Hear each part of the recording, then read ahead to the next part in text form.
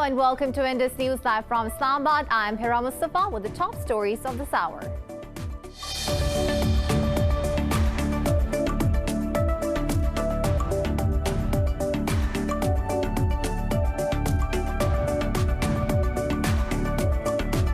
In India, 2 protesting farmers have died of cardiac arrest at Delhi borders in the past 24 hours. Meanwhile, union leaders have agreed on a fresh round of talks with the centre on Tuesday, but say they will hold a tractor march and step up agitation if the government does not discuss the repeal of laws. Braving harsh cold, farmers have camped against contentious agriculture reforms for over a month now. Thousands of Israelis took to the streets against Prime Minister Benjamin Netanyahu in Jerusalem. The crowd rallied outside his official residence, blowing whistles, waving signs and flags and calling for his resignation. The country is facing protests over Netanyahu's corruption charges and coronavirus handling for over 6 months now.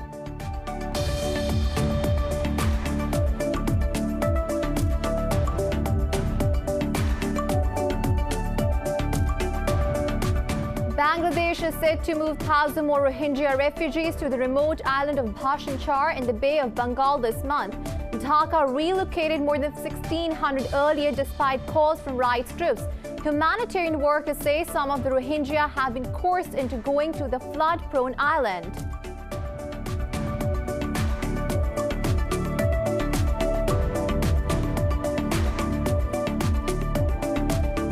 In the Central African Republic, people are voting to elect a new president and parliament amid threats and violence from armed rebel groups. President Faustin Archange Touadéra is considered the favorite in the field of 17 candidates.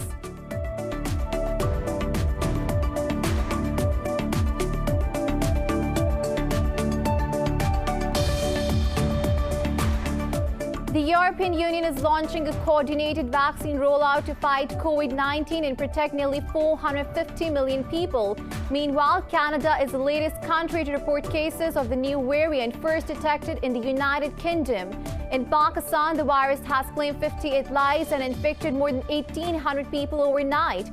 The nationwide death toll has risen to 9,874. Globally, there are 1.7 million fatalities and over 80 million infections.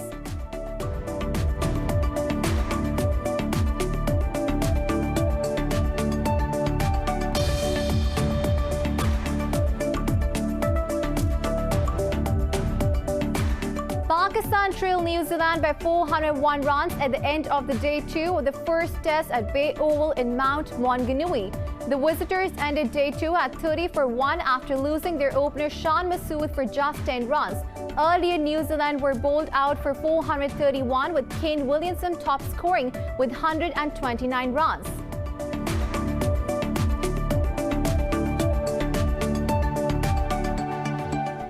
Well, these were the headlines. News in detail coming after the short break. Stay with us.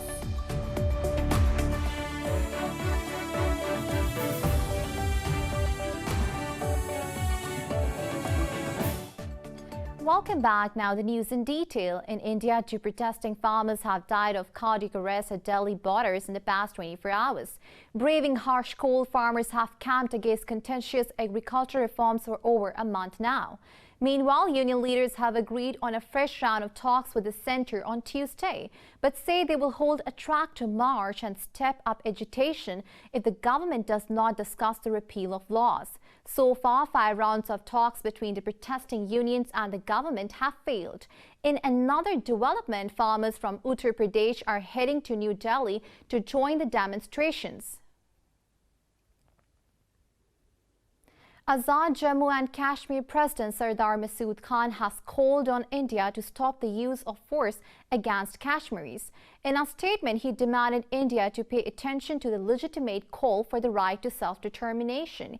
He urged India to resolve the Kashmir conflict per the aspirations of the people of the valley. Khan expressed grave concern over India's torture against thousands of Kashmir youth in jails. He urged the United Nations and other rights groups to ensure the release of these youth and political prisoners.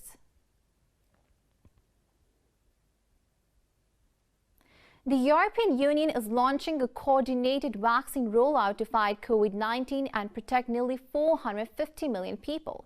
Meanwhile, Canada is the latest country to report cases of the new variant first detected in the United Kingdom. Globally, there are over 80 million infections and 1.7 million fatalities. Details in the following report.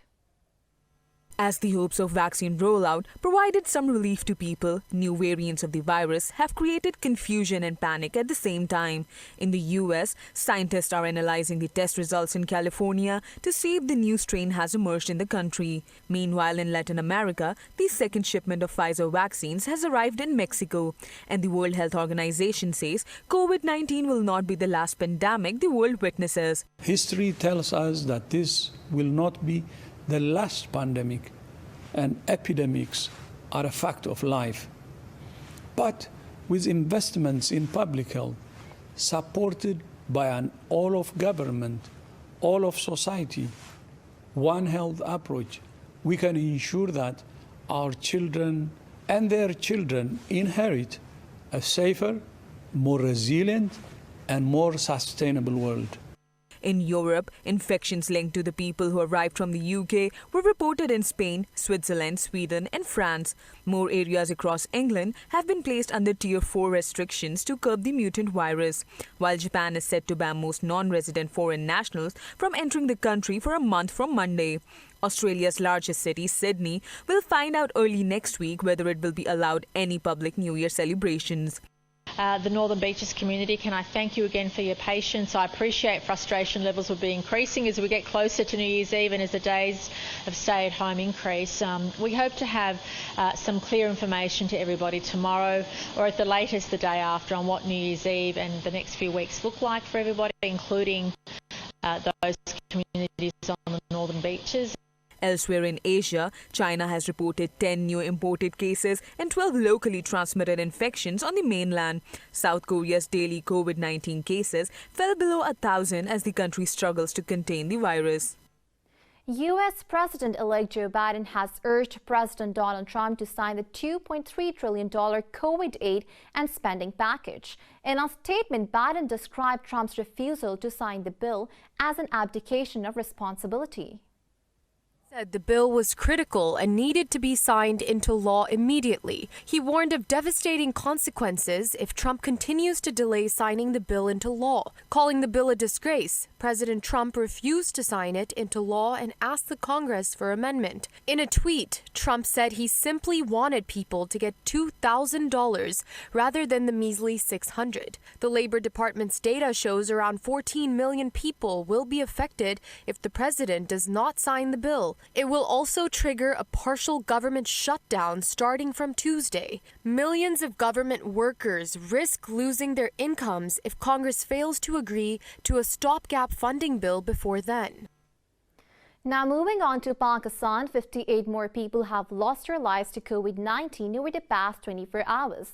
This pushes the country's death toll to 9,874. Health officials reported 1,853 new infections overnight. Meanwhile, there are more than 39,000 active cases in the country. The health ministry says out of over 471,000 countrywide cases, more than 422,000 people have recovered. It says over 210,000 cases have been detected in Sindh province, while Punjab has reported more than 135,000 cases. In the capital city Islamabad, over 37,000 have been infected so far. Pakistan's permanent representative to the UN, Munir Akram, says the world must unite in its fight against COVID-19. Akram, who also heads the UN Economic and Social Council president, said this on the International Day of Epidemic Preparedness.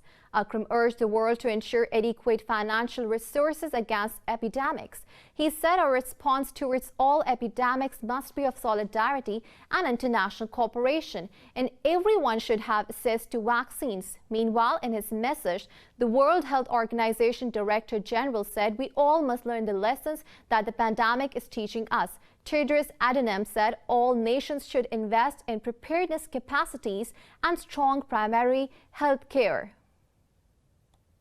Bangladesh is set to move 1,000 more Rohingya refugees to the remote island of Bhasan Char in the Bay of Bengal this month. Dhaka relocated more than 1,600 earlier despite calls from rights groups. A deputy government official in charge of refugees says the relocation is voluntary. He says the move will ease chronic overcrowding in camps that are home to more than 1 million Rohingya. But humanitarian workers say some of the refugees have been coerced into going to the flood-prone island. The UN said it was not allowed to carry out a safety assessment of the island and not involved in the transfers. In the Central African Republic, people are voting to elect a new president and parliament amid threats and escalating violence. The government is trying to hold off a rebel advance on the capital, Bangui. Heavy gunfire was reported early on Sunday in the town of Boar, around 435 kilometers northwest of Bangui. Ahead of the polls, 3 UN peacekeepers were killed by unidentified combatants. President Faustin Archange Touadéra is considered the favorite in the pool of 17 candidates. His main challenger is Anissa Georges, a former prime minister who finished runner-up in 2016. The election will go to a second round if no candidate receives more than 50% of the vote. In Israel, thousands of Israelis took to the streets against Prime Minister Benjamin Netanyahu in Jerusalem. The country is facing protests over his corruption charges and coronavirus handling for over 6 months now. The crowd rallied outside his official residence, blowing whistles, waving signs and flags and calling for his resignation. Several dozen demonstrators also clashed with police. Protesters were forcibly evacuated by officers and 3 people were arrested. Other protests took place throughout the country at plazas, intersections and highway overpasses. Israel faces the 4th election in 2 years after Netanyahu's fractured ruling coalition failed to pass a budget. In Venezuela, the opposition-held National Assembly has approved a statute extending its term in 2021. The vote paves way for opposition leader Juan Guaido to retain his position as Parliament Speaker. The statute provides for a small group of legislators to carry out the National Assembly's functions. Juan Guaido says the Parliament will continue to work despite threats from the dictatorial regime. The move follows a disputed election in December in which pro-Maduro allies won 91% of seats in the Congress. 4 major opposition parties in the South American country boycotted the election, alleging fraud. The socialist-controlled Congress is scheduled to be sworn in on January 5th. More news stories coming up after the short break. Stay with us.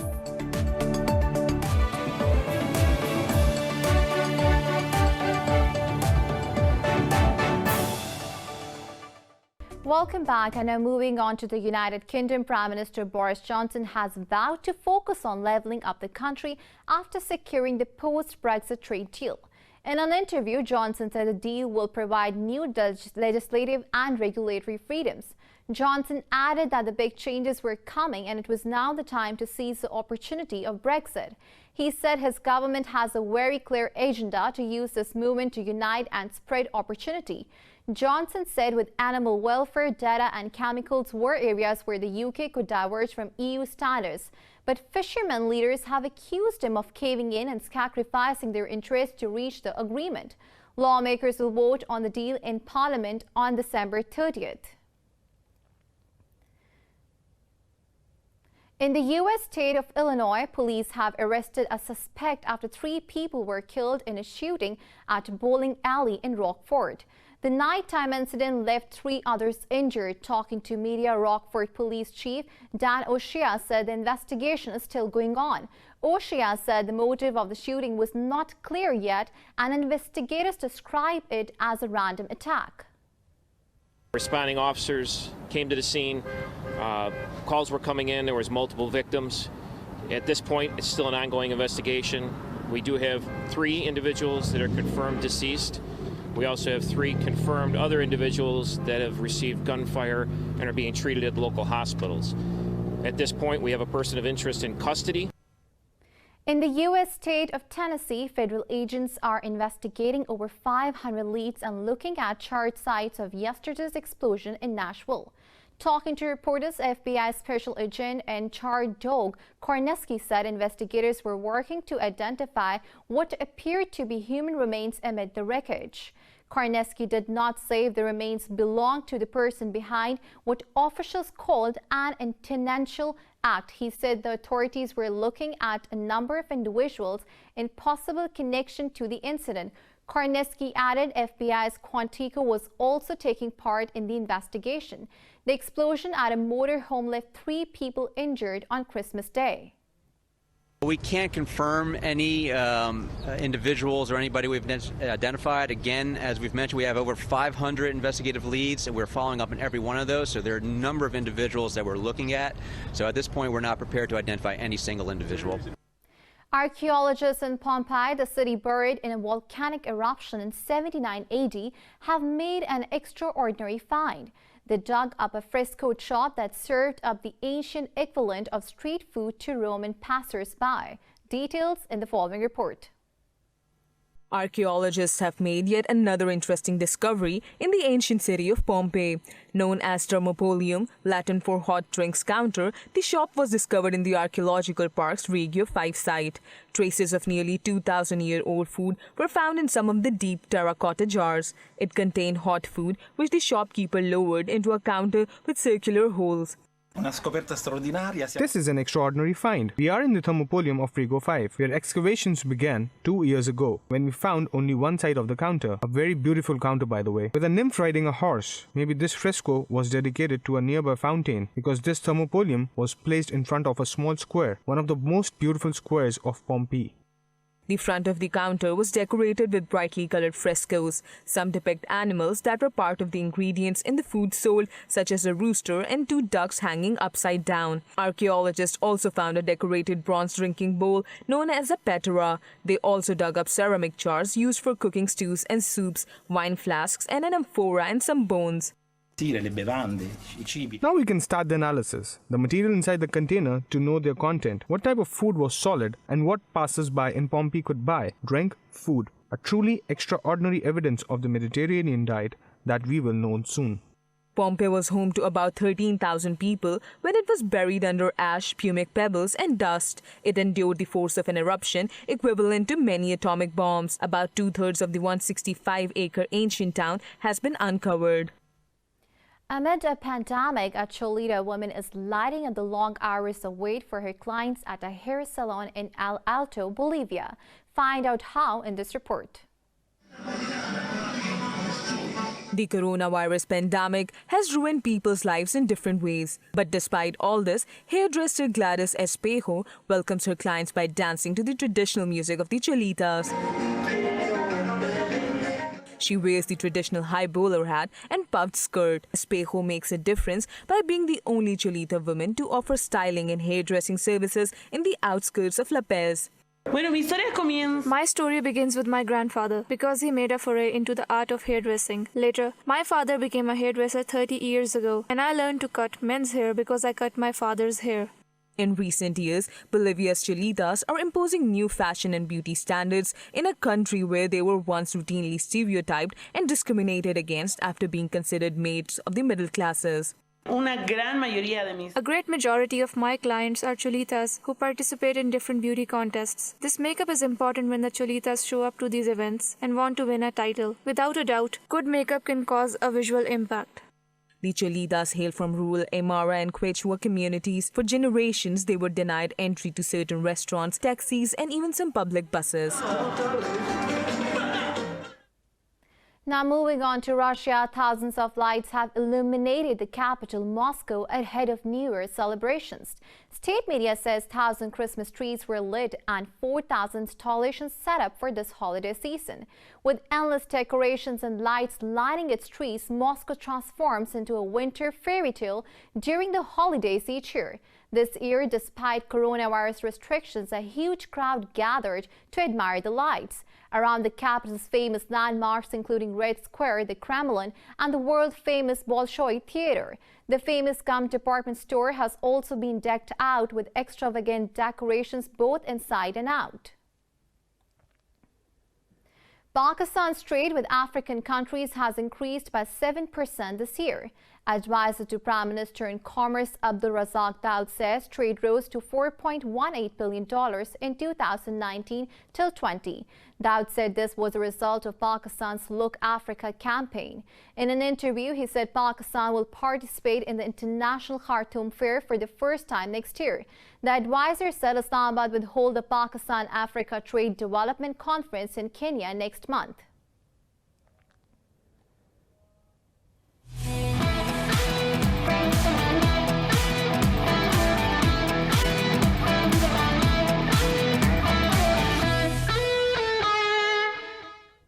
Now moving on to sports, Pakistan trailed New Zealand by 401 runs at the end of the day 2 of the first test at Bay Oval in Mount Maunganui. The visitors ended day 2 at 30 for 1 after losing their opener Shan Masood for just 10 runs. Abid Ali is still on the crease at 19 along with Mohammad Abbas. Earlier, New Zealand were bowled out for 431 with Kane Williamson top scoring with 129 runs. Shaheen Shah was the pick of the bowlers for his 4 for 109, while Yasir Shah took 3 wickets for 113 runs.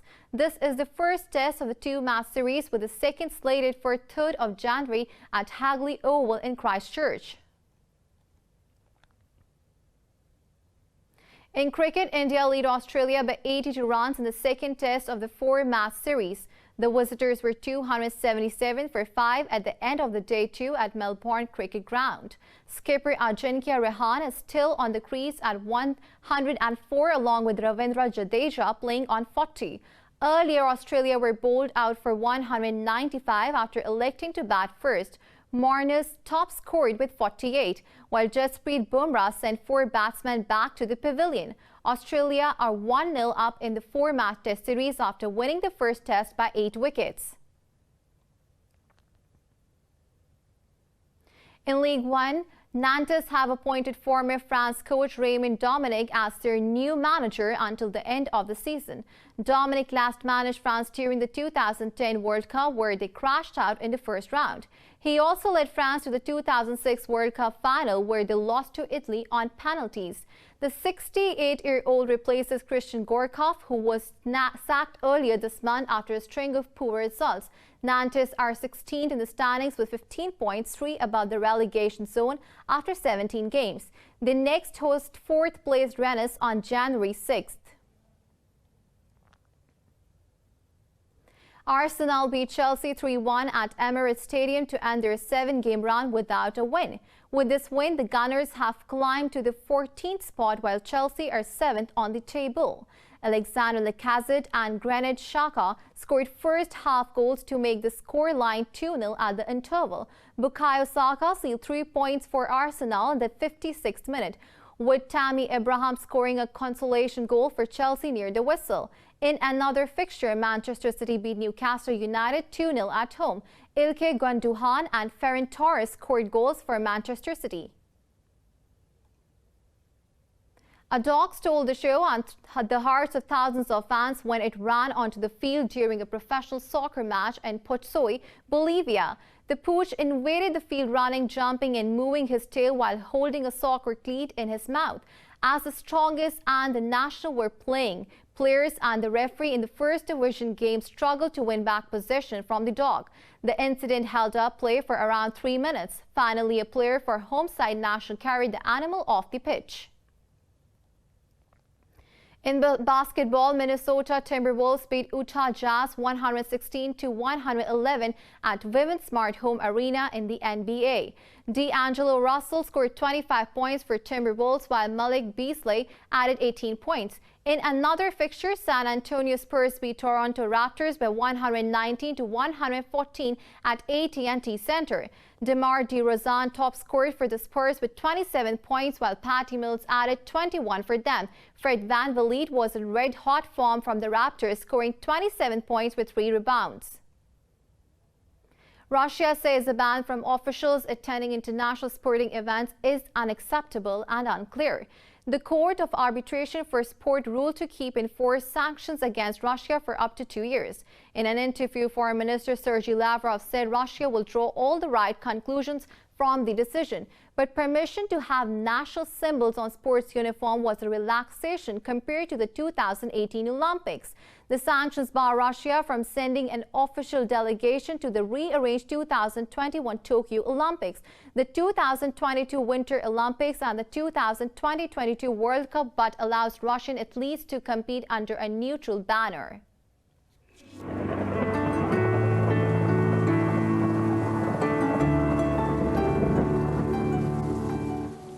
Now it's time to have a look at the weather update across the globe.